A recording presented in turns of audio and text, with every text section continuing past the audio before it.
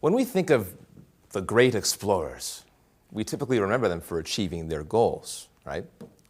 But today I'm going to tell you the story of Sir Ernest Shackleton and his trip to Antarctica. Now, his goal was to lead the first group to cross Antarctica on foot. However, he never reached this goal. In fact, everything went terribly wrong. So why do we remember Shackleton? Because of the great leadership he showed during the trip. Shackleton left England in 1914 on the ship the Endurance. He had a crew of 28 men, including the ship's officers and sailors, and some scientists who came along to do research. In January 1915, they entered the Antarctic Circle. However, it was colder than normal, and the ocean was full of ice. And the Endurance soon became stuck. Shackleton and his crew realized they'd have to wait 10 months until November, which is springtime in the Antarctic Circle, for the ice to melt. So, there they lived, on the ship, stuck in the ice and waiting for spring. Now, Shackleton, who was called the boss by his men, kept their morale up by keeping them busy. Now, in those days, ship's officers and scientists didn't usually interact with sailors. The officers and scientists usually got better food and lived in better conditions. But Shackleton needed everyone to work as a team and not as individuals. So, everyone shared the jobs on the ship. The officers and scientists labored right beside the sailors, cleaning the floors, and the sailors helped with the science experiments. Everyone ate the same food together at the same table. And consequently, the men all became friends and learned to work together.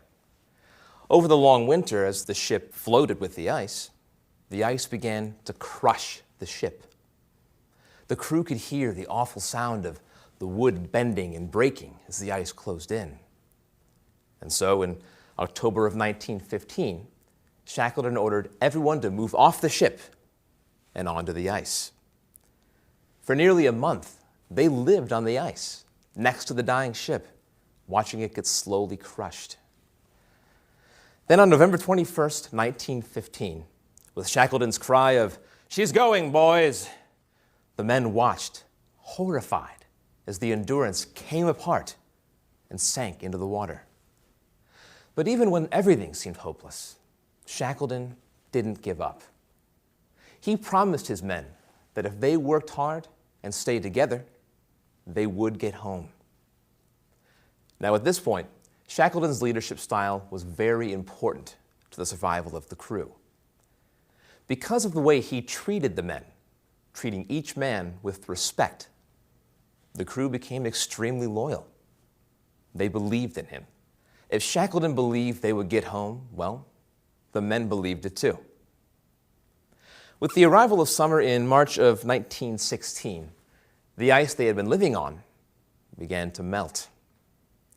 At this point, Shackleton and his men knew that they had to get to land. Now, they had floated close enough to see Elephant Island, a small rocky island about 100 miles off in the distance. So in April, Shackleton and the crew got into 3 small boats they had saved from the ship. And after 7 days of rough water and freezing temperatures, they finally made it to Elephant Island. It had been 467 days, more than a year since the men had stood on land. However, they still had absolutely no hope of rescue. No one knew where they were. At this point, Shackleton made his riskiest decision yet.